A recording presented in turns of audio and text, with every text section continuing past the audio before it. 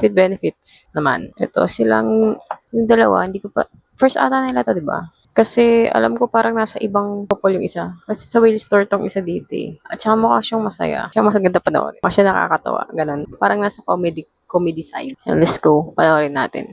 Pero feeling ko maganda to. Parang feeling ko papanoorin. So, Enemies with Benefits. เคยมีเฟรนด์วิชใช่ปะ FWB. Friends with Benefits. Ano yan? Oh.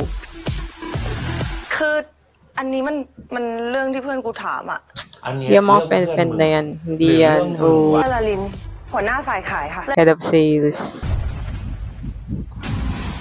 Oh. Ito. สวัสดีค่ะ Ganda talaga. คุณรัน สวัส Gusto ดี ko ค่ะ siya dun sa Whale Store. คุณวายเวทกา Ah, siya pala si Wine.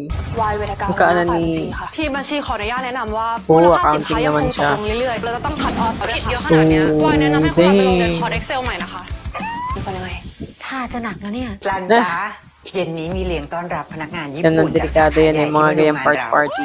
อะไรนะคะ เมามากแล้วนะคะจานนี้แท็กซี่ให้นะ แต่ว่าวายยังไม่ได้อยากกลับ Para sila ng universe dun sa Big Love Feeling. Oh, nice. Ba't ganda niya sa salamin? โอเคไหม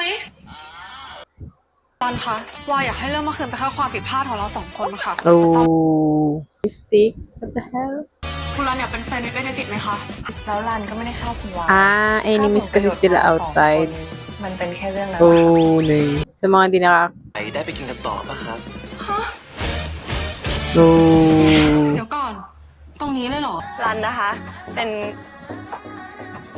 เพื่อนร่วมงานกับคุณวาย Si cheese. จะว่าไปแล้วอะเราไม่ได้คบกันอยู่ วายไม่ยอมให้หน้าที่การงานมาเสี่ยงกับเรื่องนี้หร Oh, อก sis na ค naman. นเราอะนะ ถ้ามันไม่คิดอะไรอะ Nasa lahat ng show si มันไม่ Sisi. คิดมากหรอก Nice. Kanya magturo ng bowling. Kaya pala di ako natututo eh. Oh, nice. May team building. เราชอบแตงกวา ไม่ได้ เราต้องคิดทุกอย่างให้รอบคอบมากกว่านี้ อยากเป็นความรักที่ดีให้อ่ะ Anong palabas yun? Yung si Sisi din. May dalawa siyang Anong show yun? Nakalimutan ko. เจอคนที่ทำให้พี่รู้สึกอบอุ่นพี่ว่าจะมีแฟนจริงๆเหรอ Ang cute din ng OST nila. แบบที่มากกว่า Oh. การที่ต้องมาหลบๆซ่อนๆกันอยู่แบบนี้อะ ถ้ามันหนักเกินไปอะความสัมพันธ์นี้มันหยุดได้นะรัน Hindi nila nire-reveal. Bawal ba? Papanoorin ko nandiyan si Mims. นี่เรื่องนี้หันมาชอบวายแล้วเหรอ รันไม่ชอบวาย The more you don't like, the more you love. บ่นเลยเยคุณวายท็อกซิกเยคุณวายนั้นโอ๊ยน่ารำคาญคุณวายแล้วจูจี้จุกจิกนี่คุณวาย Ang ganda niya talaga. Bagay sa kanya nakasalamin. Na every Sunday. Oo, game daw yan. Mukhang maganda siya. Parang papanoorin ko. Tapos nandun pa si Cheese. Cameo. Oh, ang galing na gumawa ng trailer. Nakakatawa.